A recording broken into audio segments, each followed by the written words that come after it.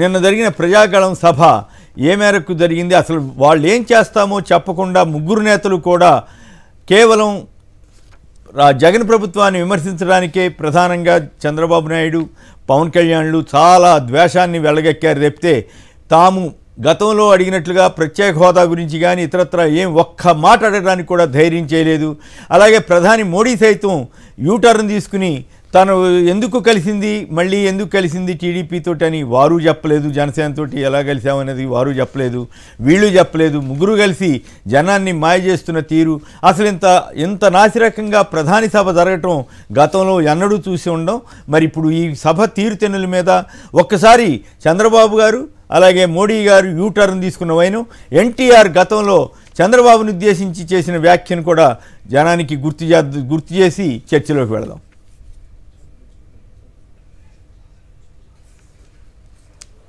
एक तरफ हमारी सरकार आपकी आशाओं अपेक्षाओं को समझते हुए एक के बाद एक महत्वपूर्ण निर्णय करती चली जा रही है, काम कर रही है। वहीं झूठ, निराशा और यू टर्न यहां की सरकार की टीडीपी की पहचान बन चुकी है। कोई मुझे बता रहा था यू टर्न बाबू की स्थिति बाहुबली फिल्म के बल्लाल देव जैसी हो गई है। वो निरंतर कोशिश कर रहे हैं कि धर्म हो या अधर्म, बस कैसे भी सत्ता उनके परिवार के पास बनी रहे, उसी के लिए नए नए खेल खेल रहे हैं। 2 साल पहले के अखबार उठाकर निकाल लीजिए, तब इनके क्या बयान थे और अब वे क्या कहते हैं। खुद कुछ नहीं कर पाए, इसलिए दूसरों के मत्थे पर पाप मढ़ दें। ऐसे नेतृत्व पर आंध्र प्रदेश की जनता कभी भी विश्वास नहीं कर सकती। ఒకప్పుడు మరి మొఘల్ సామ్రాజ్యం టైంలో ఆ రోజున తండ్రిని జైల్లో పెట్టి అన్నాన్ని చంపించాడు ఔరంగజీబ్ అన్నారు. ఈనాడు అదే విధంగా చంద్రబాబు నాయుడు ఏ విధంగా తన తండ్రి లాంటి ఎన్టీ రామారావుకి ద్రోహం చేశాడు కేవలం పదవి కోసం, ఏ విధంగా ఆత్మని అమ్ముకున్నాడు, ఏ విధంగా మానవత్వాన్ని చంపుకున్నాడు అనేది నిదర్శనం. సాక్షాత్తు ఇది శాశ్వతంగా ఉంటుంది. మనిషి పోతాడేమో గాని ప్రజల మనస్సు పోదు, ఆలోచన పోదు, రికార్డు పోదు, అది శాశ్వతం. శివశంకర్ గారు చెప్పండి, నిన్న జరిగిన ప్రజాగళం సభ మీద మీ వ్యాఖ్య ఏమిటి? ఏ రకంగా జరిగింది? అసలు ముగ్గురు నేతలు ఏం చేస్తామన్నది చెప్పకుండా ఎందుకు ఇట్లా మాట్లాడారు? ఏం కదా అసలు వీళ్ళు ఏం సాధించినట్లు? సార్ అందరికీ నమస్తే అండి. ముందుగా మీకు సాక్షి వీక్షకులకు అందరికీ ఒకసారి నిన్న సభ తీరుతెన్నులు చూసినప్పుడు పూర్తిగా ఏంటంటే ఈ యొక్క కూటమికి ప్రజా మద్దతు లేదు అనేటువంటిది సుస్పష్టం. రెండవది ఆ యొక్క సభలను, ఎందుకంటే సార్ ఇది మోదీ గారు కూడాను చాలా ప్రతిష్టాత్మకంగా ఆయన 400 సీట్లు కావాలని మొదటి సభ నాకు తెలిసి ఎన్నికల కోడ్ వచ్చిన తర్వాత ప్రచార సభ ఆయనకు కూడాను మొదటిది అనుకుంటాను. ఇక్కడికి రావడము ఆ యొక్క అశుభనాలు ఎలా ఉంటాయంటే సార్, అశుభం ఉంటాయి. ఏదైనా కూడాను మొదలు పెట్టేటప్పుడు ఒక సూచికలు ఉంటాయి. అశుభము అనేటువంటిది క్లియర్ గా ఈ యొక్క చంద్రబాబు నాయుడు గారి పాత మహిమ నరేంద్ర మోదీ గారికి కూడా పుట్టుకున్నది. ఇదేదో నేను గాలికి చెప్పట్లేదు సార్, ఎందుకంటే అక్కడ మైక్ అనేటువంటిది దాదాపు ప్రధానమంత్రి గారు వచ్చి మాట్లాడినటువంటి ఆ యొక్క సభలో 2 నిమిషాలు ఒకసారి, 7 నిమిషాలు ఒకసారి మైకులు కూడాను సహకరించలేదు. అంటే దీన్ని బట్టి ఏంటంటే అశుభం అనేటువంటిది ఆదిలోనే క్లియర్ కనబడుతుంది. సో ఇది అట్టర్ ఫెయిల్యూర్ అనేటువంటి సభ. ఇక జనాలు చూసుకున్నా కూడాను అక్కడ జనం సార్ కంపారిటివ్ అనేటువంటిది పొలిటికల్ పార్టీగా ప్రతి ఒక్కరు కంపేర్ చేయాల్సిందే. సిద్ధం సభలో రాప్తాడు తీసుకున్నా, అదేవిధంగా తీసుకున్న అద్దంకి దగ్గర 4వ సభ అయినా కూడా అందులో 25% కూడా రాలేదు. ఇది జగబెరిగిన సత్యం సార్. సరే జనాలు వచ్చారా, వాళ్ళు ఏంటంటే ఆ జనాలు వచ్చిన వాళ్ళలో కూడాను మీరు గమనించండి, నారాయణ చైతన్యాల నుంచి తీసుకొచ్చినటువంటి విద్యార్థులు.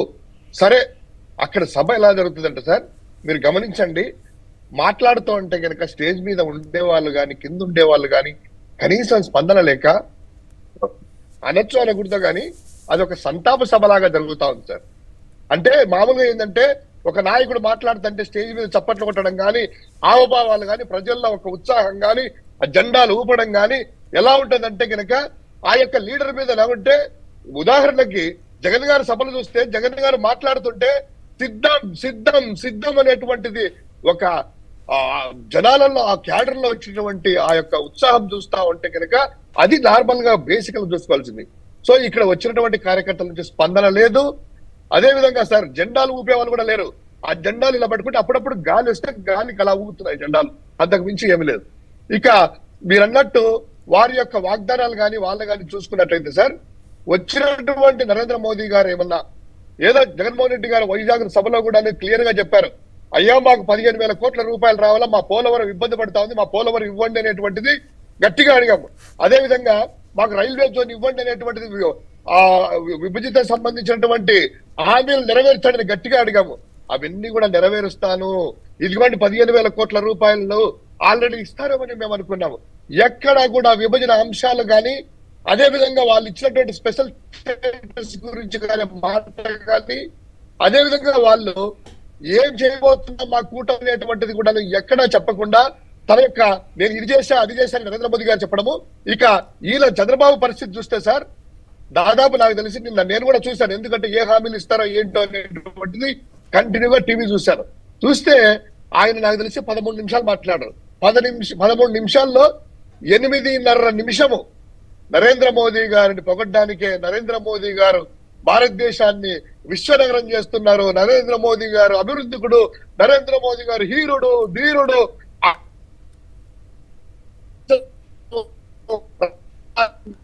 వాయిస్ కట్ అవుతా ఉంది అనేటువంటిది వాయిస్ కట్ అవుతా ఉంది. మోదీని ఇప్పుడు ఓకే సార్, మోదీని కీర్తించడానికి మాత్రమే ఆ సభ పెట్టుకున్నట్టుంది కానీ ఎక్కడా కూడా సుహాసిని గారు చెప్పండి, ఏమి సాధించారు నిన్నటి సభతోటి? చంద్రబాబు గారు అనేక సార్లు యూటర్న్ తీసుకుంటారు అని చెప్పిన మోడీ గారు కూడా నిన్న యూటర్న్ తీసుకుని చంద్రబాబు గారి పక్కన కూర్చున్నారు. టెర్రరిస్ట్ అని ఏ చంద్రబాబు గారు అయితే అన్నారో ఆయన పక్కనే ప్రధాని మోడీ గారు కూర్చున్నారు. ఏ చంద్రబాబు గారు అయితే తన మోడీకి అసలు భార్య లేదు, కాపురం లేదు, ఏమీ లేదని ఎంత నీచంగా విమర్శించారో ఆయన పక్కనే మోడీ గారు కూర్చుని యూటర్న్ తీసుకున్నారు.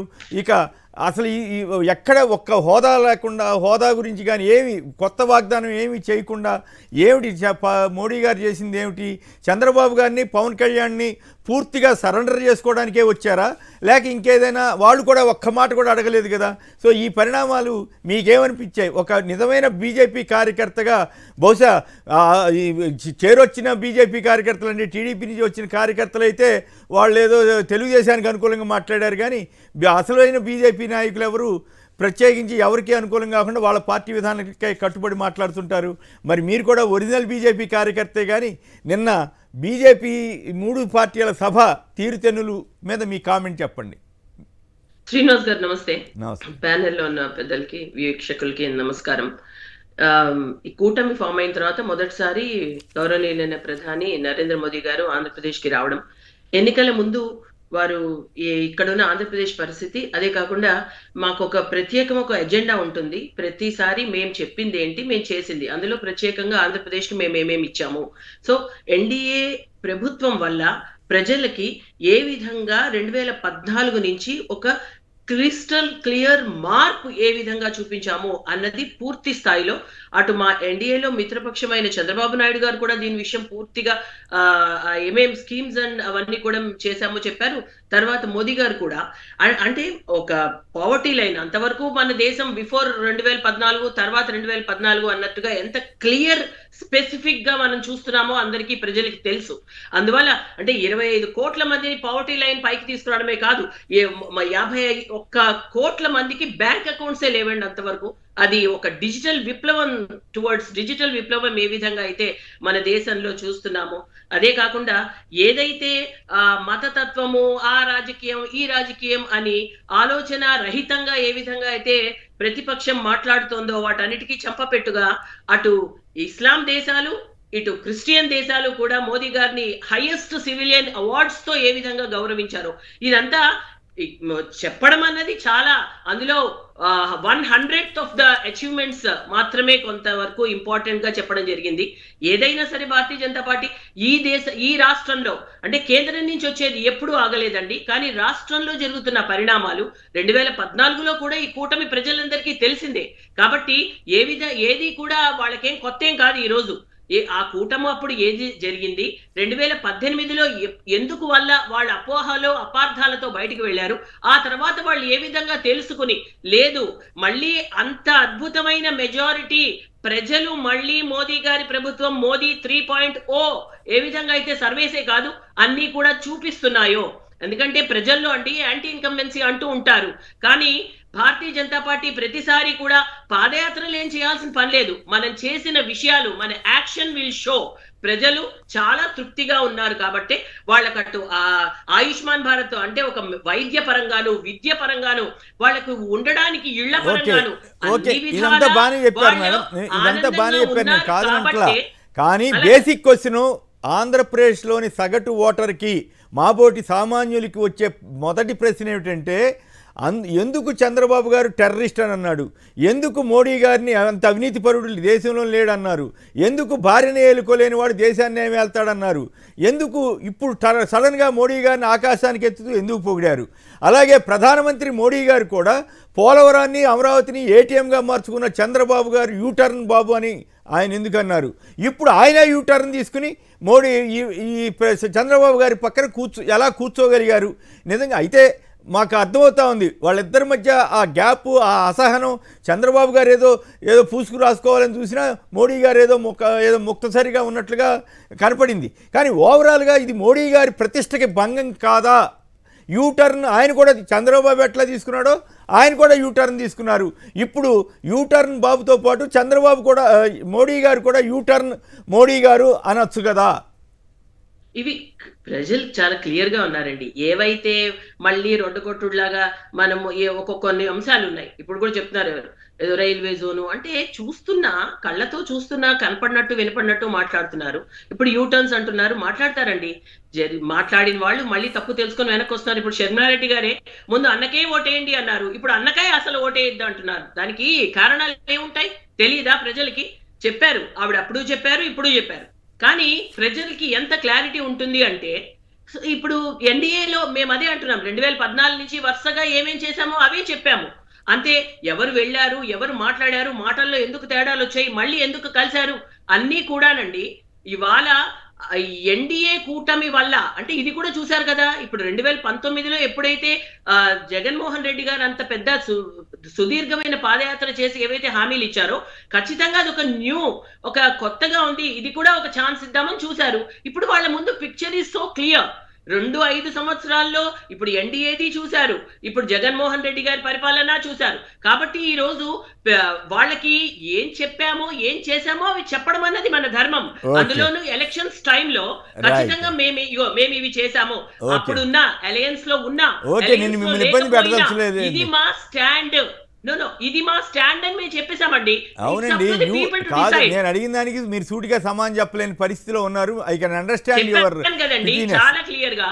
నేను మిమ్మల్ని ఇబ్బంది పెట్టదలుచుకోలేదు సుహాసిని గారు. లేదండి, ఏ ఇబ్బంది లేదు. కాదు, నేను అడిగిన దానికి స్ట్రైట్ గా సమాధానం చెప్పడానికి ఇబ్బంది పడుతున్నారన్న సంగతి నాకు అర్థమవుతుంది. అందుకని మిమ్మల్ని ఇబ్బంది పెట్టాలనేది నా ఉద్దేశం కాదు. కానీ ప్రజలకి యూటర్న్ చంద్రబాబుని యూటర్న్ బాబు అన్న మోడీ గారు ఆయన ఎందుకు యూటర్న్ తీసుకుని చంద్రబాబు గారి పక్కన కూర్చున్నారు? ఇద్దరు పరస్పరం తిట్టుకున్న వైనం ఇవన్నీ కూడా జనం కూడా మర్చిపోవాలా అన్నది ప్రశ్న. రాఘవరావు గారు నరసరావుపేట నుంచి. రాఘవరావు గారు నమస్కారం, చెప్పండి, నిన్న జరిగిన ప్రజాగళం సభ ఏ రకంగా జరిగింది, మీ కామెంట్ ఏమిటి? కేసీఆర్ గారు నమస్కారం అండి, నేను రాజారావు అండి, నరసరావుపేట. సుహాసిని గారికి సుహాసిని గారితో మాట్లాడారండి నేను. మీరు మాట్లాడండి, డైరెక్ట్ గా విషయం డైరెక్ట్ మాట్లాడతాం. అయితే నేను సభ చూస్తుంటే చాలా నవ్వు వస్తుందండి. ఎందుకంటే మోడీ గారిని పలకరేయాలని చెప్పి ఈయన తాపత్రయ పెడుతున్నాడండి చంద్రబాబు నాయుడు గారు. కానీ మోడీ గారు మాత్రం పురంధరేశ్వర గారితో మాట్లాడుతున్నాండి. అటు మోడీ గారి కలిసి చూడటానికి ఇష్టపడలేదండి. మోడీ గారు అసలు చూడటానికి ఇష్టపడలే, కాదంటే ఈయన పలకరిస్తున్నాడు కానీ ఆయన చూడలేదండి. పక్కన పురంధరేశ్వర గారితో మాట్లాడుతున్నాడు. ప్రధాని వచ్చినట్టుగా అనిపిస్తా ఉంది కదా అంటుందా. మరి ఇంకో విషయం చెబుతాను సార్ గోవిందన్ గారు, ఇంకో విషయం చెప్తాను నేను. జగన్మోహన్ రెడ్డి గారి గురించి జగన్మోహన్ రెడ్డి గారిని మోడీ గారు అనుసరించారండి. ఎట్లా అంటే సెల్ ఫోన్లు తీయండి, లైట్లు వెలిగించండి, చూపించండి. అది జగన్మోహన్ రెడ్డి గారు సిద్ధం సభలో చూపించారండి అందరికి. అది దాన్ని ఫాలో అయ్యారండి. లైట్లా అది పర్వాలేదు, దానికి ఉంది. పరమేశ్వర్ గారు విజయవాడ. పరమేశ్వర్ గారు నమస్కారం, మాట్లాడండి సంక్షిప్తంగా. నమస్తే సార్. నమస్తే. నిన్న అదే అక్కడ చిలకలూరుపేటలో జరిగిన సభని నేను టీవీలో చూశాను. ఈ అత్యంత ఇది ఎట్లా ఉందంటే కామెడీ సభగా ఉంది సార్. కామెడీ సభగా ఉందా? పెద్ద కామెడీ, దేశంలోనే అతి పెద్ద కామెడీ లాగుంది. అవును. ఈ సభ ప్రభావం దేశవ్యాప్తంగా కూడా ఉంటుంది. మోడీ గారి ప్రతిష్ట దిగజారిపోతుంది. దేశవ్యాప్తంగా నేషనల్ పేపర్స్ ఉంటాయి కదా, అవును, అవన్నీ దీన్ని పరిగణలో తీసుకుంటాయి. అవును. మోడీ గారి ప్రతిష్ట బాగా దిగజారిపోయినట్టే లెక్క. అవును, ఆయన కూడా యూటర్న్ తీసుకున్నట్లే కదా. చంద్రబాబు యూటర్న్ బాబు అన్నాడు, ఇప్పుడు ఆయన కూడా యూటర్న్ తీసుకున్నాడు. ఇప్పుడు రాష్ట్ర బీజేపీ నాయకులు అయితే బీజేపీ పార్టీకి బాగా ద్రోహం చేస్తున్నారు. రైట్, ఓకే అండి, ధన్యవాదాలు. ఇక రామకృష్ణ గారు మీరు మాట్లాడండి, మీ విశ్లేషణ ఏమిటి? వైఎస్ఆర్సీపీ కాంగ్రెస్ ఒకటేనని మోడీ గారు అంటాం అంటే దాన్ని బట్టి మీరు అర్థం చేసుకోవాల్సిందంటే నాకేమనిపించిందంటే కాంగ్రెస్ వాళ్ళు పొరపాటును కూడా వేస్ట్ చేసుకోమని ఓట్లు వేసేదో జగన్ గారికే వేయండి అని ఏమన్నా మోడీ గారు చెప్పారా అని నాకు అనిపించింది. సోమనేని గారు గుడ్ మార్నింగ్ అండి, మీకు ప్యానెల్లో ఉన్న పెద్దలకి అట్లాగే టీవీ సాక్షి టీవీ ప్రేక్షకులకి. సరే, మోడీ గారు అంటే ఆయన ప్రధానమంత్రి కానీ కొన్ని గురువింద గింజ సామెతలు ఉంటాయి ఆయన మాట్లాడేటప్పుడు. అనుప్రియ పటేల్ ఉత్తరప్రదేశ్ లో మనకు తెలుసు, అనుప్రియ పటేల్ అని కేంద్ర మంత్రిగా ఉంది. వారి తల్లి గారు వారి అక్కగారునేమో వారి తండ్రి గారి అంటే సోనేలాల్ పటేల్ యొక్క నిజమైన పార్టీనేమో కృష్ణ పటేల్ను ఆ ప్రియా పటేల్ వాళ్ళిద్దరి చేతిలో ఉంటే ఈమె సోనేలాల్ అప్నాదల్ అని పెట్టి ఆమె కేంద్ర మంత్రివర్గంలో ఉంది. అజిత్ పవార్ అట్లాగే శరద్ పవార్ ని తీసుకుంటే కూడా అజిత్ పవార్ భారతీయ జనతా పార్టీతో ఎన్డీఏలో ఉన్నాడు, శరద్ పవార్ ఇండియా కూటమిలో ఉన్నాడు.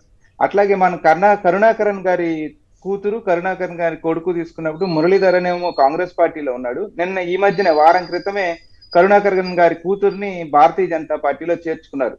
సో ఒక కుటుంబంలో ఇద్దరు వ్యక్తులు రెండు పార్టీల్ని రిప్రజెంట్ చేసేటప్పుడు వారిద్దరు రామకృష్ణ గారు మంచి పాయింట్ చెప్పారు. ఆయన పక్కన అటు ఇటు కూర్చుంది ఎవరెవరు వస్తున్నా సార్, అక్కడికి కూడా వస్తున్నా. సో అటువంటి తరుణంలో ఆయన ఏమనుకున్నారంటే ఎన్టీ రామారావు గారి కూతురు ఒక పక్కన, ఎన్టీ రామారావు గారి కొడుకు ఒక పక్కన కూర్చుని ఒకే అల్లుడు ఒక పక్కన కూర్చొని వేదికని కొడుకు కూడా ఉన్నాడు అనుకున్నాడు. సో ఒకే వేదికని పంచుకొని ఒకే దారిలో ప్రయాణిస్తున్నప్పుడు అన్ని రాజకీయ పార్టీలు అలాగే ఉంటాయేమో అనే ఒక భ్రమలో ఉన్నారు. ఇందాక మీరు వేసిన క్లిప్పింగ్ లో చూపించారు, ఆయన కుటుంబం మొత్తం అధికారం కావాలనే ఒక ఆశతో చంద్రబాబు నాయుడు వ్యవహరిస్తున్నాడు. నేను అది ఇవ్వను అని మాట్లాడిన నరేంద్ర మోడీ గారు ఇవాళ ఒక పక్కన పురంధరేశ్వరిని ఒక పక్కన చంద్రబాబు నాయుడు గారిని కూర్చోబెట్టి మీటింగ్ మాట్లాడుతా ఉంటే సార్ ఇదంతా పక్కన పెడితే ఇవాళ మనం నరేంద్ర మోడీ గారి స్పీచ్ ని అనలైజ్ చేద్దాం సార్. నాకు తెలిసి నరేంద్ర మోడీ గారి స్పీచ్ ఇంత పేలవంగా, ఇంత దీనంగా, ఇంత దయనీయంగా, ఆయన పచ్చి అబద్ధాలు కూడా చాలా ధారాళంగా ధైర్యంగా ప్రజల్ని నమ్మించే విధంగా చాలా అనర్గళంగా మాట్లాడగలడు. అటువంటిది నిన్న సభలో మాత్రం చాలా పేలవంగా ఏం మాట్లాడాలో అర్థం కాని ఒక ఉక్కిరి బిక్కిరి అయోమయ స్థితిలో మాట్లాడినట్టుగా నాకైతే అర్థమైంది. ఈవెన్ చాలా మంది ప్రజలు కూడా అదే మాట చెప్తా ఉన్నారు. ఎందుకంటే అతను కనుక మాట్లాడదలుచుకుని మళ్ళీ కొత్త హామీలు కనుక మాట్లాడుతా ఉంటే ప్రజలు ప్రశ్నిస్తారు. సాక్షాత్ మా వెంకటేశ్వర స్వామి సాక్షిగా ఇచ్చిన వాగ్దానాలకే అతిగతి లేదు, దిక్కు లేకుండా పోయింది మోడీ గారు. మరి ఇవాళ కొత్త వాగ్దానాలు అంటున్నా వాటి పరిస్థితి ఏమని క్వశ్చన్ చేస్తారేమో అనే ఒక ఆత్మసాక్షి అతనికి అదే పెద్ద ఎక్కువ ఉండదులేండి, 1% 2% ఉంటది. దాన్ని అది కొంచెం తట్టి మేల్కొల్పిందేమో అనిపించింది. అందుకే చాలా పేలవంగా చాలా దయనీయంగా మాట్లాడిన పరిస్థితి. సరే, రాష్ట్ర విషయానికి వచ్చినప్పుడు national aspirations and state aspirations ఇవి రెండు ఫిల్ఫిల్ అవ్వాలంటే డబుల్ ఇంజిన్ సర్కార్ కావాలి. సార్, స్టేట్ ఆస్పిరేషన్స్ ఏమి అనేది నరేంద్ర మోడీ గారికి తెలియదా? స్టేట్ ఆస్పిరేషన్స్ కి కోసంగా ఒక చట్టం చేసి ఇచ్చారు. పార్లమెంట్ నాకు దేవాలయం అని మెట్లకు మొక్కెళ్ళావు కదా. అదేవిధంగా రాజధాని శంకుస్థాపన చేయడానికి వచ్చినప్పుడు ముంతడు నీళ్లు పిడికెడు మట్టి ఇచ్చి ఆంధ్రప్రదేశ్ రాష్ట్ర ప్రజలకు ఇచ్చెళ్ళారు కదా. ఆ పక్కనే ఉంది కదా నువ్వు శంకుస్థాపన చేసిన రాజధాని ప్రాంతం. దానికి ఎన్ని ఫండ్స్ ఇచ్చారు, దాన్ని ఏం చేయబోతున్నారు అని మాట్లాడతారని ఆ ప్రాంత ప్రజలు చాలా ఈగర్ గా వెయిట్ చేశారండి. రాజధాని ప్రాంత ప్రజలు కనీసం నరేంద్ర మోడీ ఇప్పుడన్నా మాట్లాడతాడేమో. రాష్ట్ర బీజేపీ నాయకులు అయితే అమరావతి అమరావతి అని జెండా పట్టుకొని తిరుగుతున్నారు, కానీ మోడీ గారు ఒక మాట అన్నా మాట్లాడతాడేమో అని అక్కడ ఎదురు చూశారు. దాని గురించి ఏం మాట్లాడాల. వీళ్ళంతా ఇప్పుడు ఇదే మన సుహాసిని గారు, విత్ డ్యూ రెస్పెక్ట్, ఆమె ఏదో రొడ్డ కొట్టుడు అనే ఒక పదం వాడారు ఇందాక. బీజేపీ వాళ్ళు ఎవరినన్నా తీసుకోండి, ఆ రొడ్డ కొట్టుడు ఉపన్యాసం ఏదైతే జాతీయ పథకాలు ఏదైతే ఉంటాయో అవి ఇంప్లిమెంట్ ఏ ప్రధాని లేకపోతే ఏ గవర్నమెంట్ అయినా సరే కొన్ని పనులు చేయడానికే కదా ఉంటది. ఆ పనులు తప్ప అధికంగా మా రాష్ట్రానికి ఏమి ఇచ్చారు, మీరు చేసిన ప్రామిసెస్ లో మీరు చేసిన ప్రామిసెస్ లో ఏ ప్రామిస్ నన్నా ఇంప్లిమెంట్ చేశారా? పోలవరం ఇదిగో ఈ నిధులు ఇక్కడ పెండింగ్ ఉన్నాయి, దీన్ని ఇక్కడ కంప్లీట్ చేసేస్తాను, లేదు రైల్వే జోన్ ఇదిగో ఈ పరిస్థితిలో ఉంది, ఇమీడియట్ గా శాంక్షన్ చేస్తున్నాను, ఇటువంటివి ఏమన్నా. సార్, ఇంకో విషయం, ఫస్ట్ మొట్టమొదటి సభ ఇక ముందుంది 70 mm స్కోప్, అప్పుడు చూపిస్తాము. ఫస్ట్ సభ కాబట్టి మేము మెల్లగా సోగా మాట్లాడాం. గత నెల రోజుల కాలంగా నరేంద్ర మోడీ గారి పాల్గొన్న సభలు తీసుకుంటే ఏ రాష్ట్రంకి వెళ్ళినా ఇబ్బడి ముబ్బడిగా శంకుస్థాపనలు. సరే, ఎలక్టరల్ కోడ్ వచ్చింది కాబట్టి శంకుస్థాపన లేకపోవచ్చు, కానీ విపరీతమైన వాగ్దానాలు. ఏ చిన్న రాష్ట్రానికి కూడా 15,000 కోట్లకు తక్కువ లేకుండా వాగ్దానాలు చేసి ఇచ్చొచ్చిన ప్రధానమంత్రి గారు ఇవాళ ఆంధ్రప్రదేశ్ రాష్ట్రానికి వచ్చేటప్పటికి ఒక్క వాగ్దానం కానీ ఏది మన చట్టంలో ఉన్న విషయాలు కానీ ఏది కూడా ఒక్క విషయాన్ని కూడా ప్రస్తావించలేని పరిస్థితుల్లో నాకు అర్థమైంది ఏంటంటే నరేంద్ర మోడీ గారు ఇక భవిష్యత్తులో ఈ ఎన్నికల సీజన్ లో ఈ రాష్ట్రానికి ప్రచారానికి వస్తే కూటమి ఎన్ని ఎక్కువ సార్లు వస్తే కూటమి అంత దెబ్బతింటదని స్పష్టంగా అర్థం అవుతా ఉంది సార్. చెప్పడానికి కాదు మోడీ గారు చెప్పలేదు, ఓకే. మరి పెద్ద పోరాట యోధులు రాష్ట్రం కోసమే మేము ఉన్నామని చెప్తున్నటువంటి చంద్రబాబు, పవన్ కళ్యాణ్లు కనీసం ఒక్క మాట అన్నా ప్రత్యేక హోదా మనం 2014లో హామీ ఇచ్చాము సార్, అది ఇవ్వలేకపోతున్నాము, మేము అందుకే విడిపోయాము, మళ్ళీ ఇప్పుడు కలిసాము, మీరు ఇప్పుడు ఇవ్వాలండి అని అడగలేకపోయారే. ఆ ధైర్యం కూడా చేయకుండా చంద్రబాబు, పవన్ కళ్యాణ్ అంత దారుణంగా బీజేపీకి అనండి, మోడీ గారికో అమిత్ షా గారికో లొంగిపోవాల్సినంత అవసరం ఏమొచ్చింది సార్? అతను మాతో పొత్తులో ఉంటే చాలు, మీరు ఒక్కసారి మీ మొహాన్ని మా డయాస్ లో మేము కూర్చుని ఉన్న డయాస్ పైన మీరు వచ్చి ఒక్కసారి కనపడెళ్ళండి అనే ఒక దీనమైన స్థితిలో వీళ్ళున్నారు. సరే, ఇష్టం ఉండో ఇష్టం లేకపోతే ఈ గత 5 సంవత్సరాలుగా మనం చూసాం పూర్తి సాన్నిహిత్యం వైఎస్ఆర్సీపీతో పూర్తి సాన్నిహిత్యం మెయింటైన్ చేస్తున్న నరేంద్ర మోడీ గారు పార్లమెంట్ లో ఏ బిల్లు పెట్టినా వితౌట్ ఎనీ కండిషన్స్ మద్దతు ఇచ్చిన వైఎస్ఆర్సీపీ. సో అంత రిలేషన్ వైఎస్ఆర్ అంటే అట్లా కాదు. ఆ లెక్క వస్తే రాష్ట్రపతి ఎన్నికలప్పుడు ప్రణబ్ ముఖర్జీకి మద్దతు ఇచ్చాడు జగన్ గారు.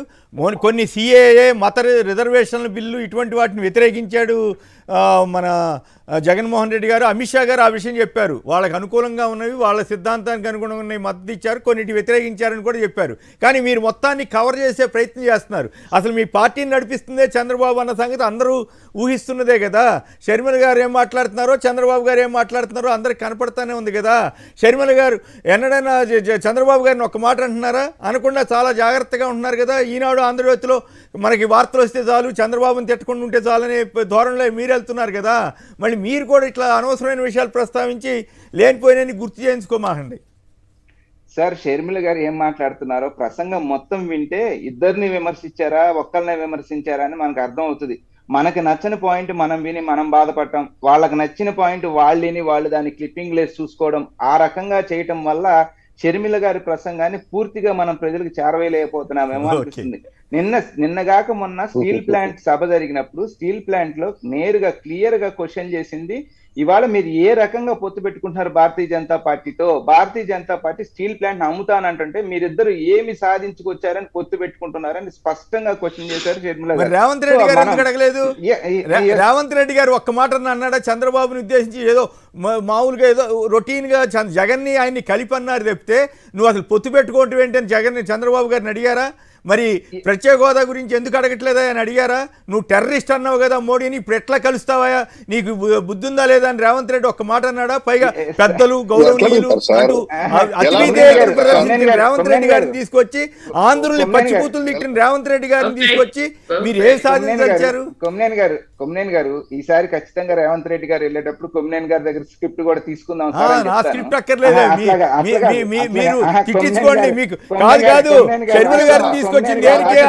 ఆవిడ తెలంగాణ బిడ్డని తెలంగాణ మట్టి అంటే రేవంత్ రెడ్డి గారు తరిమేస్తే వచ్చి ఇప్పుడు మీకు అక్కడ ఏపీలో అసలు మీకు నాయకులే లేనట్టు, అందరూ పనికిరానట్టు ఆవిడని తీసుకొచ్చి పెట్టుకుని మీరు నన్ను స్క్రిప్ట్ అడిగితే ఏం ఉపయోగం?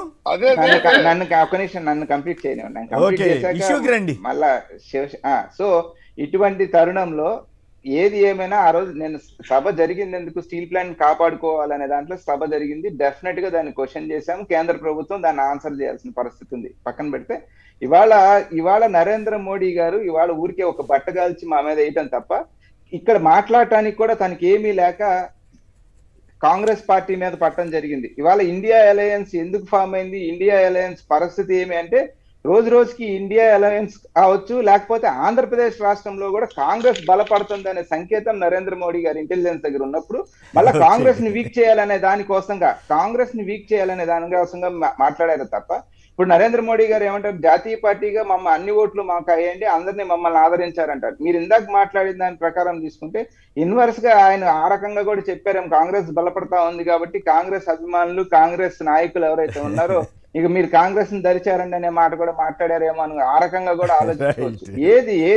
ఏది ఏమైనప్పటికీ నిన్నటి సభలో నరేంద్ర మోడీ గారు మాట్లాడింది ఆంధ్ర రాష్ట్ర ప్రజల కోసంగా, చేయబోయేది కానీ చేసింది కానీ 1% కూడా తను మాట్లాడలేని పరిస్థితిలో ఈ రాష్ట్రానికి ఎంత ద్రోహం జరిగింది అనేది స్పష్టంగా అర్థమవుతున్న తరుణంలో పక్కనున్న ఇద్దరు మిత్రపక్షాలు ఒక్కరు కూడా దాన్ని క్వశ్చన్ చేయలేని పరిస్థితుల్లో నిన్న సభ అనేది ప్రజలకు మాత్రం ఇది పూర్తిగా నిష్ఫలితాన్ని ఇచ్చింది. ప్రజలు చాలా నిరుత్సాహానికి అయితే గురి అయ్యారనేది స్పష్టంగా కాంగ్రెస్ పార్టీ అబ్జర్వేషన్.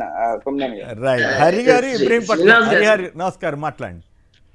నమస్తే అండి కేసర్ గారు. నమస్కారం. మీరే మీ కామెంట్ అండి.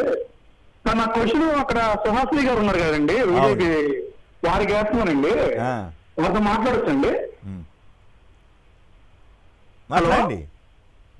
ఏమండి, నాకు ఈ రామమందిరం కట్టిన మోడీ గారికి ఓటేద్దాం అనిపించిందండి. మరి మా దగ్గర అయితే గుర్తు కనపట్లేదండి, మరి కమలం గుర్తు ఏం చేయాలో అర్థం కావట్లా. వాళ్ళు 175 సీట్లకి అయితే లిస్టు తయారు చేసుకున్నారు, కానీ అక్కడికి వెళ్ళేసరికి చంద్రబాబు గారి ఇన్ఫ్లుయెన్స్ మరి అమిత్ షా గారిని ఎట్లా ప్రభావితం చేశారో తెలియదు, కానీ మొత్తం మీద హాంపట్ అయిపోయినాయి అవన్నీ కూడా. రైట్. ఉమామహేశ్వరారు, విజయవాడ. ఉమామహేశ్వరారు నమస్కారం, మాట్లాడండి. నమస్తే అండి. నమస్తే, చెప్పండి. ప్యానల్లో ఉన్న సభ్యులందరికీ నమస్కారం. నిన్న జరిగిన మీటింగ్ లో మోడీ గారు మాట్లాడుతా మేము ఇది చేసాం అన్నారు. ఓకే, ఈ రాష్ట్రం నుంచి ఇన్ని డబ్బులు వెళ్తున్నాయి, కనీసం 42% మన రాజ్యాంగ రీత్యా మనకు రావాల్సిన హక్కు మనకు ఉంది అన్ని రాష్ట్రాలతో పాటు. తర్వాత దాని గురించి మనం మాట్లాడరు. తర్వాత చంద్రబాబు నాయుడు గారు మాట్లాడుతూ చేతులెత్తి ఊగిపోతా నాకు మట్టికి ఆ ధర్మ పోరాటంలో మోడీ గారిని తీసిన గుర్తులన్నీ నాకు నా మనసుకి ఒక ఎబ్బెట్ గా అనిపించింది. దానికి దీనికి క్లారిఫై చేసి ఆకాశానికి ఎత్తేసాడు కదా. అట్లాగే మన పవన్ కళ్యాణ్ గారు ఉన్నారు. ఆయన ఈ రాష్ట్రంలో ఏది చేయాలి, ఏది చేశాడు, ఏనాడు ఆలోచిస్తా జగన్ గారిని పడేయటమే ఆయన ఆలోచన. జగన్ గారిని పడేయడానికి అసలు ఏం తను ఏం చేస్తాడో చెప్పకుండా రాజకీయ అజ్ఞానాన్ని అంతటినీ ప్రదర్శించాడా? అట్లాగే నేను ఎక్కువ సార్లు కాంగ్రెస్ పార్టీకి ఓటేశాను. నేను కాంగ్రెస్ మిత్రులకు కూడా చెబుతున్నాను, మన ఏది విశాఖపట్నం తీసుకొచ్చిన రేవంత్ రెడ్డి గారిని ప్లీజ్ మనకు వచ్చే కరెంటు బాకీలన్నా కొద్దిగా వసూలు చేయండి. ఇప్పుడు ఏది ప్రత్యేక హోదా తర్వాత ఇద్దరు కానీ ఆ బాకీ వసూలు చేయండి. 1,50,00,00,000 ఆస్తులు కూడా ఉన్నాయి మిత్రమా మనకి రావాల్సిన సుమారుగా. రైట్.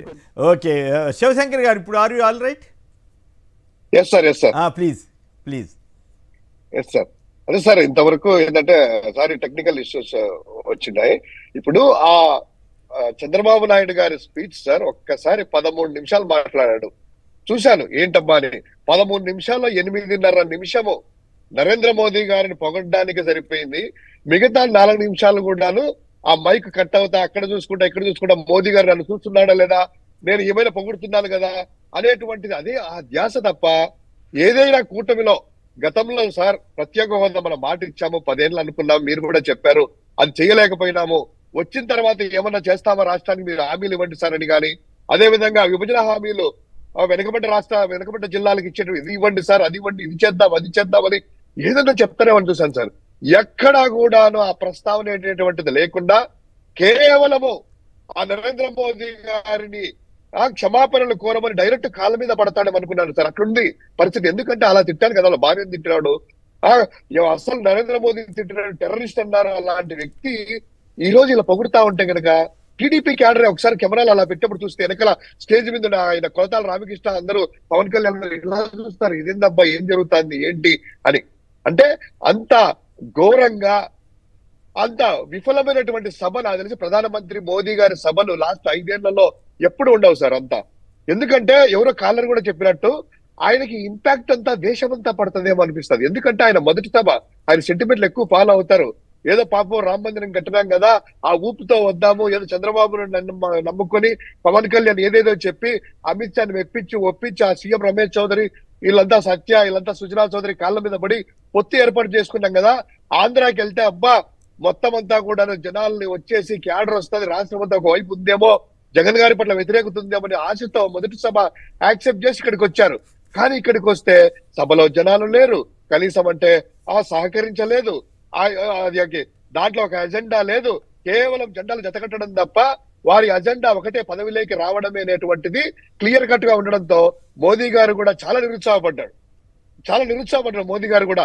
ఇంకోటి జగన్మోహన్ రెడ్డి గారిని ఏదన్నా ఒక మాట అంటారేమో, ఎందుకంటే చంద్రబాబు నాయుడు గతంలో పోలవరం ఏటీఎం లాగా మార్చుకున్నారు, ఒక కులం కోసమే రాజధాని కట్టాడు, ఒక ప్రాంతం కోసమే చేశాడని చంద్రబాబు నాయుడు అవినీతులంతా కూడా వాళ్ళ చేతిలో వాళ్ళే కలిసి ఉన్నటువంటి డబుల్ ఇంజన్ సర్కారే కదా వాళ్ళు అప్పుడు నింది చేసాడు తిట్టడంతో ఈ రోజంతా కూడా ఏమనుకున్నారంటే ఎల్లో మీడియా అంతా కూడా చూశాను ఆ యొక్క లైవ్లు పెట్టుకొని ఆహా జగన్మోహన్ రెడ్డి గారు ఎత్తి వేస్తారు, జగన్మోహన్ రెడ్డి గారు తిట్టేస్తారు, ఈ రాష్ట్రాన్ని కూల్చేస్తారు, అది ఇది అని ఎల్లో మీడియా ఊదరగొట్టి ఆనందోత్సాహాలతో ఎదురు చూస్తా ఉంది.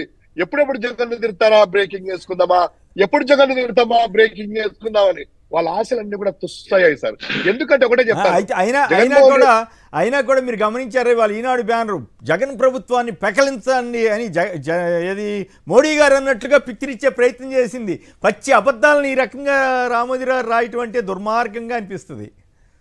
చాలా దారుణం సార్, చాలా దారుణం. ఇంకోటి సార్, ఆయన కూడా మోదీ గారు కూడాను కరెక్ట్ గా మెచ్యూర్ గా బిహేవ్ చేశారు అనిపించింది సార్. ఇంతకుముందు గతంలో సభల్లో ఏంటంటే చంద్రబాబును కూర్చోబెట్టుకొని ఎప్పుడైనా కూడా చంద్రబాబుని ఎలా అనేవాడు సార్ అంటే పూర్తిగా చంద్రబాబు నాయుడు జీ అనేవాళ్ళు. నిన్న ఒక్కసారి పలికారు చంద్రబాబు నాయుడు, అంతే ఒక్కసారి. అంటే ఆయనకు కూడా గౌరవం ఉంటుంది సార్, సెల్ఫ్ రెస్పెక్ట్ ప్రతి ఒక్కరికి ఉంటది. ప్రధానమంత్రి హోదాలో ఉన్నటువంటి ఆయనకి సెల్ఫ్ రెస్పెక్ట్ ఉంటది అనేటువంటిది అందరికీ తెలుసు. సో అటువంటిది తర్వాత సార్ ఎన్టీఆర్ నైనా పొగిడాడు కానీ చంద్రబాబుని ఇలా చేశాడు అది కట్టాడు ఒక్క మాట కూడా అనలేదు కదా.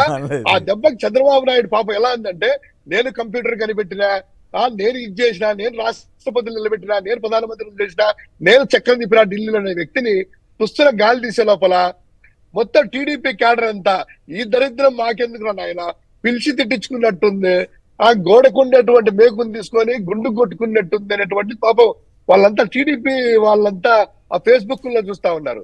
ఇంకోటి సార్, ఇక్కడ తిట్టడానికి గాని ఈ రాష్ట్ర ప్రభుత్వాన్ని అనడానికి గాని ఎక్కడా కూడా 0.01% కూడా స్కోప్ లేదు కాబట్టే మోదీ గారు అనలేకపోయారు. ఆయన తెలియదా సార్, చిన్నపిల్లల దగ్గర నుంచి ఈ రోజు విద్య దగ్గర నుంచి కరోనా టైంలో కూడా ఏ విధంగా జగన్మోహన్ రెడ్డి గారు చేశారు, దేశంలో ఏ రాష్ట్రం చేయని పని కూడాను 2 సంవత్సరాల్లో కూడాను ఏ విధంగా వెల్ఫేర్ స్కీమ్స్ కానీ డెవలప్మెంట్ ఆగకోకుండా పోస్ట్ పోన్ చేయకుండా ప్రజలందరికీ చేశారని ఆయన నోటితో ఆయన పొగిడాడు కాబట్టి ఈ రోజు మాట్లాడడానికి అవకాశం లేదు. అదే విధంగా ఈ రోజు ఇంగ్లీష్ మీడియం స్కూల్స్ తెచ్చుకున్నా, నాడు నేడు తీసుకున్నా, సెంట్రల్ మెప్పించేసి ఆ ఫండ్స్ ఏ విధంగా తెచ్చినా యూటిలైజేషన్ చేసుకుని యూటిలైజేషన్ సర్టిఫికేట్ చేసిన, అదే విధంగా ఈవెన్ పోలవరం కూడా 15,000 కోట్ల రూపాయలు ఆయనే, అయ్యా మోదీ గారు మాకు 15,000 కోట్ల రూపాయలు పోలవరం నిర్వాసితులకు ఇవ్వాలి, మీరు డైరెక్ట్ ఇచ్చినా పర్వాలేదు, డైరెక్ట్ గా వాళ్ళ అకౌంట్ లో డిపాజిట్ చేసినా పర్వాలేదు, మా ఆస్పిరేషన్స్ పూర్తి చేయండి, మీరు ఇచ్చిన మాట పూర్తి చేయండి, మేము ఎక్కడా కూడాను మీతో కేంద్ర ప్రభుత్వానికి కానీ ఇదంతా కూడాను సత్సంబంధాలు ఏ విధంగా ఉంటాయంటే ఫెడరల్ వ్యవస్థ ప్రకారం ఉంటాయి, పార్టీలకు అతీతంగా ఉంటాయి అనేటువంటిది క్లియర్ గా పదే పదే చెప్పారు. కాబట్టే ఈ రోజు మోదీ గారు ఏదన్నా అనాలన్నా కూడాను ఆయనకు ఉంటది కదా అంతరాత్మ అనేటువంటిది ఒకటి ఉంటది, ఆయన కూడా ప్రశ్నించుకుంటారు. కాబట్టి ఇక్కడ ఎక్కడా కూడా ఈ రాష్ట్ర ప్రభుత్వాన్ని అనడానికి ఏ ఒక్కరికి అవకాశం లేదు. కుళ్ళుతోనో కుతంత్రాలతోనో అక్కస్తోనో రామోజీరావు రాస్తే అది నిజాలు కావు. దాని గురించే సార్ ఇది ఒకే ఒక్కటి ఇండికేషన్ సార్. ఈ యొక్క ఇండికేషన్స్ ఏంటంటే సిద్ధం సభలు ఎలా సక్సెస్ అయ్యి రాష్ట్ర ప్రజలంతా కూడాను ఫ్యాన్ గుర్తుకు ఓటేసి జగన్ గారిని మళ్ళీ సీఎం చేయాలని ఎలా సంసిద్ధమయ్యారో, అదే విధంగా నిన్న జరిగినటువంటి సభతో ఈ కూటమి అనేటువంటిది ప్రజల్లో వ్యతిరేకత ఉంది, ఇది అన్యాక్సెప్టబుల్ అలయన్స్ అనేటువంటిది క్లియర్ గా చెప్పారు. కాబట్టే నిన్న ఆ స్పందన వచ్చింది. ఎప్పుడు ఎన్నికలు జరిగినా కూడాను, ఈవెన్ 4వ ఫేజ్ లో ఎన్నికలు జరిగినా, మొదటి ఫేజ్ లో ఎన్నికలు జరిగి ఉన్నా కూడాను ఆంధ్రప్రదేశ్ లో YSR Congress party clean sweep చేయబోతుంది సార్. రైట్. నాగార్జున గారు నెల్లూరు నుంచి. నాగార్జున గారు నమస్కారం, మాట్లాడండి. చంద్రబాబు గారు లాగానే మోడీ గారు కూడా యూటర్న్ తీసుకున్నారా? అయినా కూడా మరి ఎక్కువ జగన్ గారి ప్రభుత్వం మీద పనిగట్టుకుని ఆరోపణలు చేయటం ఏమి చేయకుండా జాగ్రత్త పడ్డారా సార్? ఇప్పుడు ఇక్కడ హలో మాట్లాడండి. ఇప్పుడు సభ జరిగిన తీరును చూస్తుంటే మోడీ గారు కూడా ఏదో హాజరైన మా అన్నట్లు ఉంది, కానీ ఆయన మనస్ఫూర్తిగా వచ్చినట్లేమో నా మనసుకేమో అనిపించలేదు. ఎందుకంటే ఆయన హావభావాలు, ఆయన బాడీ లాంగ్వేజ్ అదంతా చూస్తే మోడీ గారు గొప్ప నాయకుడు నేను ఒప్పుకుంటాను. కాకపోతే దానికి తగినట్టు వీళ్ళు అరేంజ్ చేయడంలో కూడా మర్చిపోయినారు. వీళ్ళు ఏం చేస్తున్నారంటే సిద్ధంతో పోల్చుకొని మేము చేస్తాం చించుతాం అనుకున్నారు, కానీ టీడీపీ వాళ్ళకు క్యాడర్ లేరు. ఒక చిన్న ఎగ్జాంపుల్ సార్, ఒకటే ఎగ్జాంపుల్ చెప్తా. జగన్ కు నాకు తెలిసి ఇంచుమించు 12,000 మంది సర్పంచులు ఉన్నారు, 1,20,000 మంది మెంబర్లు ఉన్నారు. వీళ్లకు మనిషికి 10 మంది వేసుకుంటే 10 లక్షల మంది వచ్చేస్తారు ఎక్కడికి కావాలంటే అక్కడికి. ఇప్పుడు మొన్న 44 జిల్లాలకు జరిగింది. 3,000 మంది సర్పంచులు, మున్సిపల్ చైర్మన్లు, కౌన్సిలర్లు, మొత్తం క్యాడర్ అంతా జగన్ చేతులు ఉంది సార్. వీళ్ళకి ఎవరున్నారు సార్? పోయి జనాలకు పోయి చెప్పుకునే తోళ్ళు లేరు వీళ్ళకి. ఇక్కడ మీకు అర్థం కావడం లే. నేను చెప్పేది గ్రౌండ్ రిపోర్ట్ చెప్తున్నాను. ప్రజల దగ్గరికి పోయేసి వీళ్ళు కనీసం మొబిలైజ్ చేసుకునే ఇది కూడా లేదు. ఏం చేయగలుగుతారు? ఒకటి ఓదరగొట్టారు. కానీ నిన్న నేను చూశాను తెలుగుదేశం మీడియా ఆంధ్రజ్యోతి వాళ్ళు ఎవరో వేస్తున్నారు, ఆర్టీసీ బస్సులు అది అడిగినన్ని ఇవ్వలేదు అని చెప్పి అందుకే జనం రావడానికి ఇబ్బంది అవుతుందని చెప్పి రాయటం మొదలు పెట్టేశారు. అప్పుడే నేను 2 3 చూస్తే ఓహో నాకు అనిపించింది ఏదో డౌట్ఫుల్ గా ఉందిరా అని. అయితే వాళ్ళు డిమాండ్ చేసి ఉండాల్సింది, జనాన్ని కూడా ఆర్టీసీ బస్సులో లేకపోతే ఆర్టీసీ వారో లేకపోతే వైసీపీ వారో తరలించాలని డిమాండ్ పెట్టి ఉండాల్సింది. ఈనాడు వాళ్ళు అడిగినన్ని ఆర్టీసీ బస్సులు ఇస్తున్నారు అనేటువంటిది కథనం రాశారు. నిన్న కూడా ఆ స్టేజ్ దగ్గర మాట్లాడుతూ దేవినేని ఉమా వీళ్ళందరూ కూడాను ఈ రోజు జగన్ కంటే భయం పోయింది అధికారంలో, డీడీలు కట్టండి అని చెప్పి ఆర్టీసీ వాళ్ళు ఫోన్ చేస్తున్నారు. ఎన్ని బస్సులు కావాలో తీసుకెళ్ళండి, ఎన్ని బస్సులు తీసుకోవాలనేసి చేస్తున్నారు. మార్పు మొదలైంది అన్నారు కదా. మరి ఇప్పుడు మళ్ళీ మీరు చూడలేదేమో, నేను ఆశ్చర్యపోయా. ఆర్టీసీ అధికారులు అడిగిన ఇవ్వట్లేదు, అందుకే జనం ఇబ్బంది పడుతున్నారు అన్నట్టుగా కథలు రాశారు. రవికిషోర్ గారు జస్ట్ కామెడీ చిన్న ఒక కామెడీ వేరే ఒక ఛానల్ చూశాను సార్. ఆ పేర్లు ఎందుకంటే ఆ దరిద్రపు పేర్లు మనకెందుకు, వాళ్ళు చెప్తున్నాడు అంతా కూడా ముఖానికి అంతా ఆమె రాసుకొని వస్తారు చూడు. ఎందుకు దిగాలుగా ఏం చెప్పాలి అర్థం కాలేదు. ఆ రిపోర్టర్ తీసుకుంటే ఏంటంటే ఆ ఐబీ రిపోర్టు ప్రకారం, ఐబీ రిపోర్ట్ ఇచ్చింది ఇప్పుడే, ఐబీ రిపోర్టు ప్రకారం సుమారుగా 4 లక్షల మంది వచ్చారంట. అంటే ఐబీ అనేది పవన్ కళ్యాణ్ కు ఈయనకు రిపోర్ట్లు ఇస్తాం తెలియదు, కానీ 4 లక్షలు సుమారుగా వచ్చారంట. అంటే 15 లక్షలు కదా అసలు. అదే 4 లక్షలు అయిపోయింది సార్. అంటే అతిశయోక్తి కాదు, అవమానించడం కాదు, కానీ సిద్ధం సభలో వచ్చిన 20% కంటే, అంటే ఒక్క సభలో వచ్చిన 20% కంటే ఎక్కువ రాలేదు సార్. రైట్. రవికిషోర్ గారు రేపల్ నుంచి. రవికిషోర్ గారు నమస్కారం, మాట్లాడండి. అందరికీ నమస్కారం సార్. నమస్కారం సార్. యాక్చువల్ గా నిన్న జరిగినటువంటి సభలో మామూలుగా ఒక ప్రధానమంత్రి లాంటి వ్యక్తి వచ్చినప్పుడు ఖచ్చితంగా ఆయన ఉపన్యాసం ఎలా ఉంటుంది, ఆయన మన రాష్ట్రానికి ఏ విధమైనటువంటి దిక్సూచిని అందిస్తున్నారు, లేకపోతే భవిష్యత్తులో ఏం చేయబోతున్నారు అనేటువంటి విషయం మీద ఎక్కువగా కాన్సన్ట్రేషన్, ఆసక్తి ఉంటుంది సార్. అయితే నిన్న ఎందుకో మోడీ గారు మాత్రం చాలా తన ఉపన్యాసంలో ఆ విధమైనటువంటి స్ఫూర్తిని నింపలేకపోయారేమోనని అనిపిస్తోంది సార్. చాలా నిర్లిప్తంగా ఎందుకు వచ్చామరా కర్మ ఏళ్లతో కూర్చున్నామేంటరా బాధ అని కర్మతో కూర్చున్నట్టుగా ఫీల్ అయ్యాడంటారా? పేలవంగా ఉంది సార్, చాలా ఇన్కన్వీనియన్స్ గా కూడా కూర్చున్నట్టుగా అనిపిస్తుంది. మధ్య మధ్యలో ఆ మైక్ డిస్టర్బెన్స్ కూడా చాలా ఆయన్ని బహుశా డిస్టర్బ్ చేసి ఉండొచ్చు. మైక్ డిస్టర్బెన్స్ సన్మానం చేస్తారని చెప్తే అక్కడేమో పుష్పగుచ్చం కానీ శాలువా కానీ లేకపోవటం. తర్వాత వీళ్ళు కూడా సార్, వీళ్ళు ఎంతసేపటికి మోడీ గారిని పొగడడం, ఆకాశానికి ఎత్తడానికి మాత్రమే ఎక్కువగా. అలాంటి పరిస్థితులు ఎన్నికల సభల్లో అవి మంచివి కాదు సార్, అది సన్మాన సభల్లో అయితే బాగా పనికొస్తాయి. ఇలాంటి ఎన్నికల సభల్లో అలాంటివి మంచిది కాదు. ఆయన భవిష్యత్తులో ఆయన అవసరం అయింది కదా, మనం ఏం చేస్తాం, భవిష్యత్తులో మార్చుకుంటారో తెలియదు. ఆయన అవసరం అయింది, మనం తప్పు పట్టేది ఏముంటది, ఆయన బాధ అయింది. రైట్. సుహాసిని గారు, మాట్లాడండి ఒకసారి.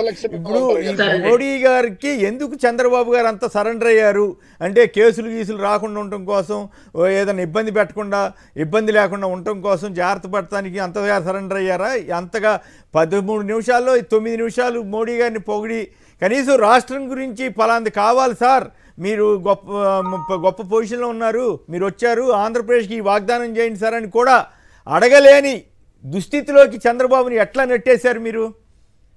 అలాగా జరిగినవి ఆయన చేసినవి చెప్పారు. ఇప్పుడు బ్రాడ్ మైండెడ్ గా ఒకటి, మోడీ గారు కూడా ఇప్పుడు హుందాగా ఉండడం ఆయన లక్షణం.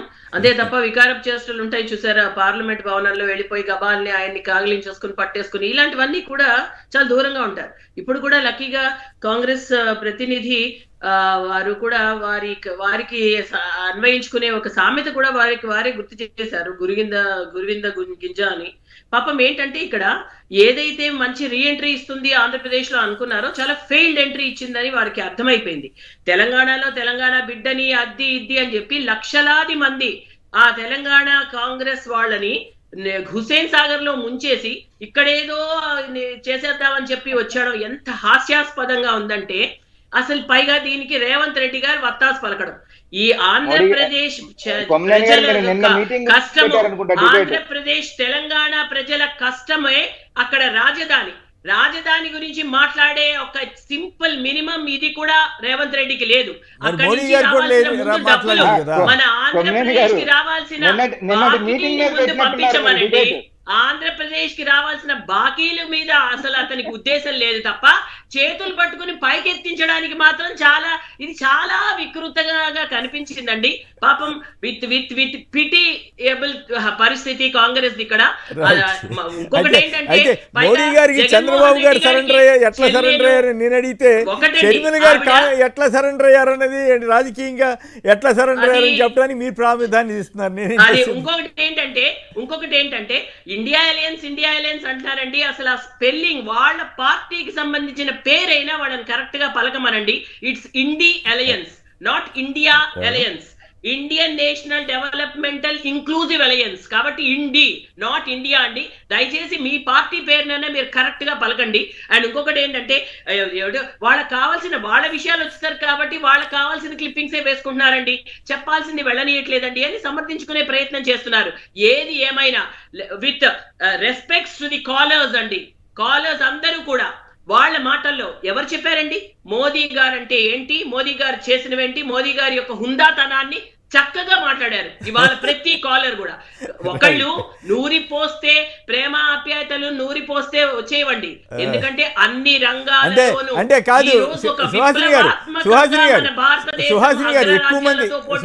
ఎక్కువ మంది కాలర్స్ మోడీ గారిలో చాలా నిర్లిప్తత కనపడింది. ఎందుకు వచ్చిందిరా కర్మ, ఈయన పక్కన కూర్చుందాం అన్నట్టుగా ఆయన బాధపడుతున్నట్లుగా కనిపించింది, చాలా పేలవంగా జరిగింది అని అంటున్నారు. మీరు కూడా ఏకీభవించవచ్చు. లేదండి, అది వాళ్ళ ఉద్దేశాలు వేరు. కానీ మోదీ గారి విషయం, మోదీ గారి గురించి వాళ్ళకి చాలా ఉన్నతమైన అభిప్రాయాలు ఉన్నాయండి. అంటే ఎందుకంటున్నానంటే, చేతల్లో చూపించండి. ఎంతసేపు ఈ తోడో యాత్రలు కాదు, చేతల్లో మీరు చేసి మా ప్రజలు రాహుల్ గాంధీ గారు చెప్పారు కదా, ఈడీ రాహుల్ గాంధీ గారు నిన్న కూడా చెప్పారు కదా, ఈడీ ఐటీ సిబిఐ ఈవీఎం ఇవే మీ ఆయుధాలు, ఇవి లేకపోతే మీరు గెలవలేరని కూడా నిన్న కూడా అన్నారు. దీనికి సమాధానం నిన్ననే జ్ఞానేశ్వర్ గారు, సుఖ్వీందర్ సింగ్ గారు, కొత్తగా వచ్చిన ఈసీ కమిషన్ మెంబర్స్ చెప్పారండి. ఇదే ఒక్కసారి ఆ ప్రెస్ మీట్ చూడమనండి. అందరూ కూడా నేషనల్ మీడియా అద్భుతమైన క్వశ్చన్ అండి. దానికి ఇవే మాట్లాడితే అన్ని విధాలుగా వాళ్ళు పూర్తిగా క్లియర్ గా చెక్ చేసినవి అవి. దానిలో ఉన్నంత శాంక్టిటీ అసలు ఎంత ది బెస్ట్ ఈజ్ ఈవీఎం అని వాళ్ళు చెప్పడం జరిగింది. వాళ్ళకన్నా ఎక్స్ప్లెనేషన్స్ నేను అనుకోవడం మనం కూడా ఇవ్వలేమేమో, అంత అద్భుతంగా వాళ్ళ సమాధానం. ఎందుకంటే ఈ రోజు మనం ఒకటి విశ్వసిద్దాం, ఇంకా డెమోక్రసీలో అన్ని కూడా వాటి సంస్థలన్నీ ఆ పనులు జరుగుతున్నాయి కాబట్టి ఇంకా ఈ దేశం సుభిక్షంగా ఉంది, మంచి జరుగుతోంది ఈ దేశ ప్రజలకి. అశోక్ బాబు గారు విజయవాడ విశాఖపట్నం సారీ అశోక్ బాబు గారు నమస్కారం, మాట్లాడండి. హలో అశోక్ బాబు గారు మాట్లాడండి. ముందుగా మీకు ప్యానెల్లో ఉన్న పెద్దలందరికీ ధన్యవాదాలు సార్. మాట్లాడండి దయచేసి. సార్ నిన్న జరిగిన సభ సిద్ధం సభతో అసలు కంపేర్ చేయకూడదు సార్. అవును కరెక్ట్. ఎందుకంటే అది వాళ్ళ యొక్క వ్యక్తిగతంగా ఇప్పుడు అది ఏవేవో చెప్పి పవన్ కళ్యాణ్ ఏం మాట్లాడతాడు, బ్లాక్ మనీ ఆ మనీ ఈ మనీ ఆయన అన్నాడు, ఇతను అన్నాడు ధీరుడు సూర్యుడు అని ఇతను అన్నాడు. అతను చూసి నవ్వుకుంటున్నారు మోడీ గారు. ఎందుకంటే బ్లాక్ మనీ అన్నాడు, ఇవన్నాడు, నల్ల మంది అన్నాడు, అన్ని అన్నారు. కానీ ఇదే సభల్లో ప్రధానమంత్రి మోడీ గారు ఏం చెప్పారు, వీళ్ళకి ఈయన ఒక ఏటీఎం ఈయన ఒక ఇది అని చెప్పారు. ప్రజలంతా చాలా ఉత్కంఠంగా చూశారు సార్. ఇదే చిలకలూరు పేటలో 5,000 గృహాలు ఇచ్చామన్నారు. అంటే ఇచ్చినట్టే కదా ఈ ప్రభుత్వం. అంటే అభివృద్ధిలో కూడా ఇక్కడ చేస్తున్న ప్రభుత్వం చాలా చక్కగా చేస్తుందని చెప్పగానే చెప్పారు సార్ మోడీ గారు. బాగా చెప్పారు, కరెక్ట్ అబ్జర్వేషన్ మిత్రమా. 10 లక్షల ఇల్లు ఈ రాష్ట్రానికి ఇచ్చామని చెప్పారు. అంటే అవన్నిటినీ సక్రమంగా వాడుకున్నట్లే కదా జగన్ గారి ప్రభుత్వం. అభివృద్ధి లేదు అని చెప్పిన చంద్రబాబు గారికి పవన్ కళ్యాణ్ గారికి మోడీ గారే సమాధానం ఇచ్చినట్లయింది. చాలా కరెక్ట్ గా చెప్పారు సార్. ఆయన కూడా ఏంటంటే పాపం ఇక్కడ ఉన్న క్యాడర్ బీజేపీ క్యాడర్ ఏంటంటే పాపం సరిగ్గా పనిచేయట్లేదు ఏంటో తెలియదు పాపం. అది కూడా పాపం చాలా బిక్కగా ఉంటూ పక్కన ఆవిడతో మాట్లాడడానికి ఇంత మన క్యాడర్ ఏమైంది అన్నట్టు ఆయన ఆశ్చర్యపడిపోయారు సార్. రైట్. ఆ పక్కన ఈయనతో మాట్లాడడం కాదు, ఆవిడతో మాట్లాడు. పైగా ఈ సభలకు కనీసం పోనీ ఆయన ఇదిగో నేను 2,000 కోట్లు ఇచ్చాను, ఇదిగో కోట్లు ఇచ్చాను, దీన్ని అన్యాయక్రాంతం చేసింది ఏ ఒక్క మాట అయినా చెప్పారు సార్. అంటే ఆ సక్సెస్ కూడాను జగన్మోహన్ రెడ్డి గారికి ఆ సభ పెట్టినట్టు పెట్టారు సార్. వీళ్ళు చెప్పకపోయినా రాష్ట్రంలో మాత్రం వీళ్ళు ఎన్ని సభలు పెట్టినా, లేకపోతే ఈ 3 కాదు ఇంకొక 6 వచ్చినా ఈ సభలనేవి వీళ్ళు చేయలేరు సార్. ప్రజల నుంచి రావాలి సార్. ప్రజల యొక్క దేవున ప్రజల యొక్క గోపాలకృష్ణ గారు పాయికి రాపేట. గోపాలకృష్ణ గారు నమస్కారం, మాట్లాడండి సంక్షిప్తంగా. సార్ అక్కడ ఉన్న పెద్దలకు కూడా నమస్కారం సార్. నమస్కారం. నిన్న జరిగిన సభ అయితే వాళ్ళు ఊహించి మన చంద్రబాబు నాయుడు గారు పవన్ కళ్యాణ్ గారు ఊహించింది వేరు సార్, అక్కడ మోడీ గారు చేసింది వేరు సార్. వీళ్ళు ఏమనుకున్నారంటే మోడీ గారి చేత జగన్ గారిని తిట్టిందాం అని చెప్పి అలా ఎదురు చూశారు సార్. మొన్నటి వరకు చంద్రబాబు నాయుడు గారు అనేవాళ్ళు జగన్ శర్మిల గారిని అన్యాయం చేశారు, బయట తగిలేశారు అని చంద్రబాబు నాయుడు గారు అనేవారు. మోడీ గారు వచ్చేమో జగన్ గారును షర్మిల ఒకటే ఇద్దరు అన్నారు సార్. మరి తర్వాత ఇట్లా లాస్ట్ ని ఒక చూడండి సార్, టార్చ్ లైట్ వెలిగించి చూపించండి మొబైల్ తో అన్నారు. ఆంధ్రప్రదేశ్ అభివృద్ధి చెందితే మీరు ఢిల్లీకి కనిపించేలాగా టార్చ్ లైట్ చూపించండి అన్నారు. అదొకటి చూడండి సార్. ఏంటంటే మోడీ గారికి మాత్రం ఎట్టి పరిస్థితిలో ఏదో తప్పని పరిస్థితి పొత్తు ఉంది కాబట్టి మాట్లాడాలని చెప్పి మాట్లాడారు తప్ప అది కూడా ఇష్టం లేకుండా మాట్లాడారు సార్. వాస్తవంగా ఇంట్రెస్టింగ్ అబ్జర్వేషన్ చేస్తున్నారు. చాలా మంది కాలర్స్ చాలా విజ్ఞతతోటి చక్కగా పద్ధతిగా మాట్లాడుతున్నారు. అందుకు అందరికీ ధన్యవాదాలు. రామకృష్ణ గారు చెప్పండి, బీజేపీ సుహాసిని గారు ఎలా చంద్రబాబు గారిని సరెండర్ చేసుకోగలిగారు మోడీ గారు అంటే దాని మీద సమాధానం చెప్పలేకపోతున్నారు. పేలవంగా జరిగిందన్న దాని మీద కూడా పాపం వారు బయటపడలేకపోతున్నారు. మీరేమంటారు సార్?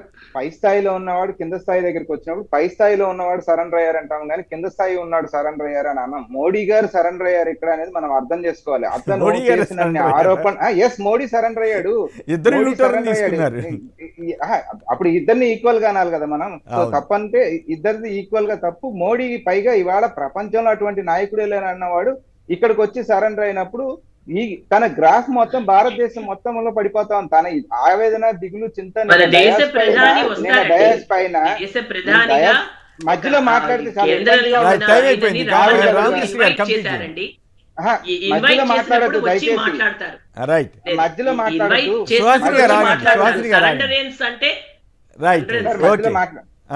సో తనకి దేశవ్యాప్తంగా గ్రాఫ్ పడిపోతా ఉంది. ఎట్టి పరిస్థితుల్లో ఇవాళ ఎన్ని తిట్టించా తిట్టించుకున్నా చంద్రబాబుతో కూడా పొత్తు పెట్టించుకుని రెండో మూడో ఇక్కడి నుంచి గెలుచుకోవాలనే ఒక దౌర్భాగ్య స్థితిలో భారతీయ జనతా పార్టీ ఉన్నదనేది మనకు స్పష్టంగా అర్థం అవుతా ఉంది. చింత ఇంకా ఒకటో రెండో సీట్లు కూడా వస్తాయి. శివశంకర్ గారు చెప్పండి, నిన్న సమావేశం మోడీ గారు గ్రాండ్ సక్సెస్ అయిందని అన్నారంటే చంద్రబాబు గారి చెవిలోను పవన్ కళ్యాణ్ గారి చెవిలోను. అది ఎంతవరకు అది అట్లాంటి అబద్ధాలు కూడా ఎలా రాయగలుగుతున్నారు, వాళ్ళు ఎలా ప్రచారం చేస్తున్నారు? శివశంకర్ టైం అయిపోయింది. శివశంకర్ గారు ఓకే రైట్, నిద్రాగండి రైట్. శివశంకర్ చెప్తున్నారు, సరిగ్గా మాట్లాడితే మేము వింటాం. Right okay. శివశంకర్ గారు, రామకృష్ణ యాదవ్ గారు, డాక్టర్ సుహాసిని ఆనంద్ గారు అందరికి కూడా ధన్యవాదాలు. ఇది నేటి వార్తా విశ్లేషణ కార్యక్రమం. నమస్కారం.